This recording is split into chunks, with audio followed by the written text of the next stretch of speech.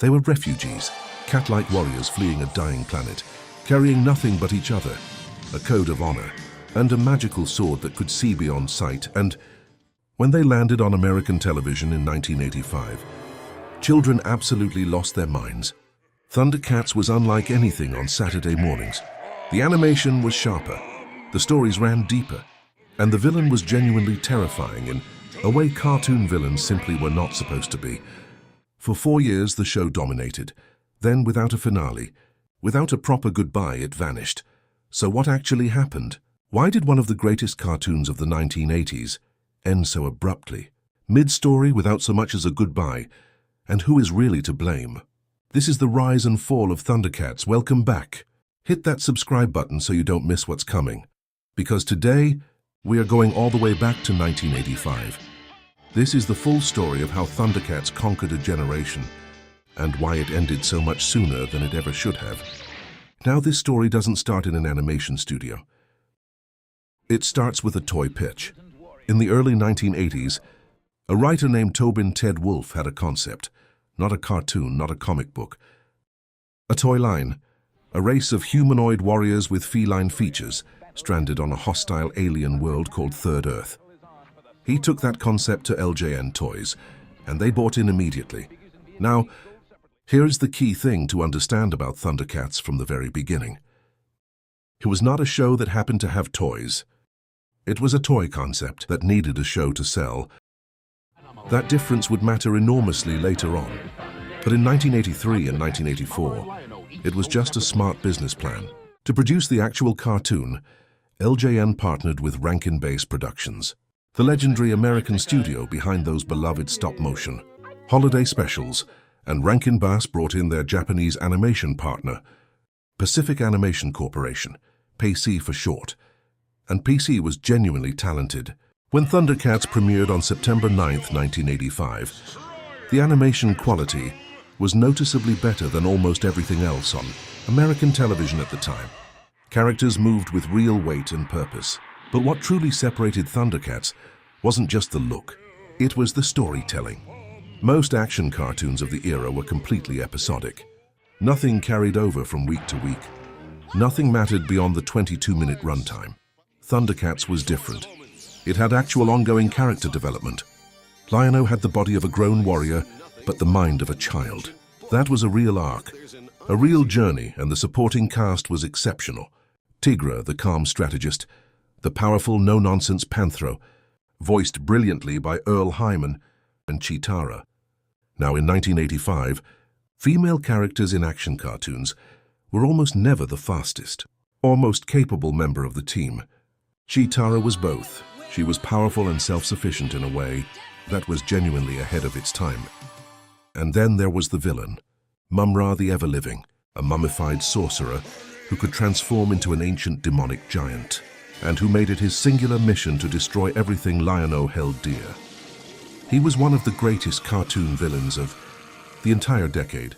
Season 1 ran a staggering 65 episodes, and the LJN toy line, the entire reason any of this existed in the first place, completely exploded.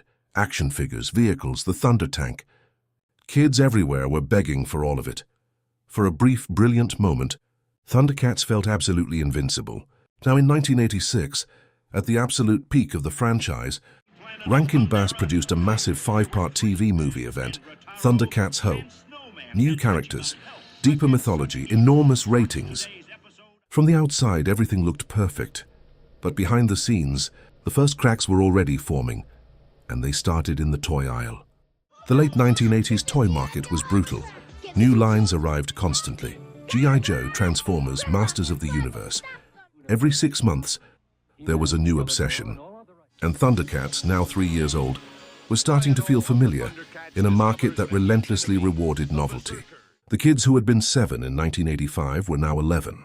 And 11-year-olds simply do not beg their parents for action figures the way 7-year-olds do. LJN kept the toy line going through seasons 2 and 3. But the sales numbers were declining year on year, and with declining toy revenue came declining investment in the production itself.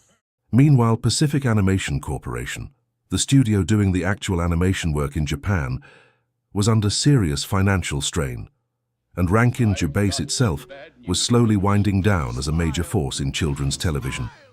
The two men who built the company, Arthur Rankin Jr. and Jules Bass, had made their empire on holiday nostalgia. The daily grind of syndicated action cartoons was a different machine entirely. Expensive, competitive, and getting harder to justify by the month. On top of that, the TV landscape was shifting. Cable channels were now offering cartoons around the clock. The after-school syndication slot that had made ThunderCats a phenomenon was no longer the guaranteed goldmine it had been just a few years earlier. And then in 1988, LJN made the call. The ThunderCats toy line was being discontinued. Just like that, the financial engine that had powered the entire franchise from day one was gone. Now, when LJN pulled out, Rankin Bass faced a simple and brutal question. Why keep producing a cartoon whose entire reason for existing was to sell merchandise that no longer existed? They pressed on anyway. Season 4, 20 more episodes, bringing the total run to just over 100. But the budget was leaner, the marketing was gone, and without LJN's machine pushing ThunderCats into every store display and every toy commercial, the cultural visibility was shrinking fast. And then Pacific Animation Corporation, the beating creative heart behind the show's stunning original animation, closed its doors entirely. Rankin Bass wrapped up production in 1989. And here is the part that still frustrates fans to this day. There was no finale, no final battle, no resolution, no goodbye. Ted Wolfe had plans for more revelations about the planet Thundera, more of the code of Thundera, truth, justice, honor, loyalty. None of it ever made it to screen. So what is the real legacy of a show that burned this brightly and ended this suddenly? Well, first and foremost, it is the quality. ThunderCats proved that a children's action cartoon could have genuine character depth, real ongoing storylines, real moral stakes built directly into every episode through the code of Thundera. That blueprint had influence. The creators who came of age watching ThunderCats went on to make Batman, the animated series, Gargoyles, shows that took their young audiences seriously in exactly the way ThunderCats had helped prove was possible.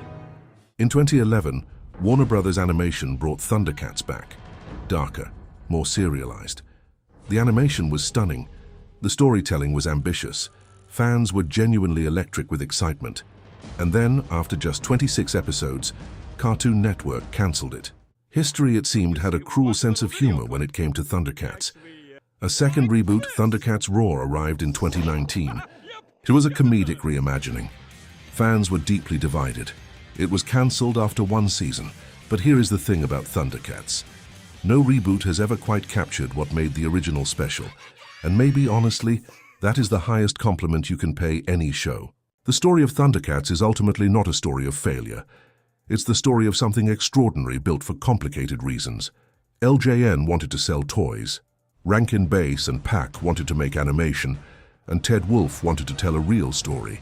And somehow, when all three of those very different ambitions collided in 1985, they created something that children would still be talking about 40 years later. The sword may have gone quiet in 1989, but that battle cry, thunder, thunder, thunder, that never really stopped echoing. So I want to know, were you a Lion-O believer, a Cheetara fan? Or did you always quietly know that Panthro was the real backbone of the whole operation? Let me know in the comments below. I genuinely read every single one. Next time, we're looking at another Saturday morning icon from this exact era. A massive hit, a sudden stop, and a legacy that absolutely refuses to die. You will not want to miss it. If you enjoyed this one, hit that like button and subscribe so you never miss a story. Thanks for watching, and I'll see you next time.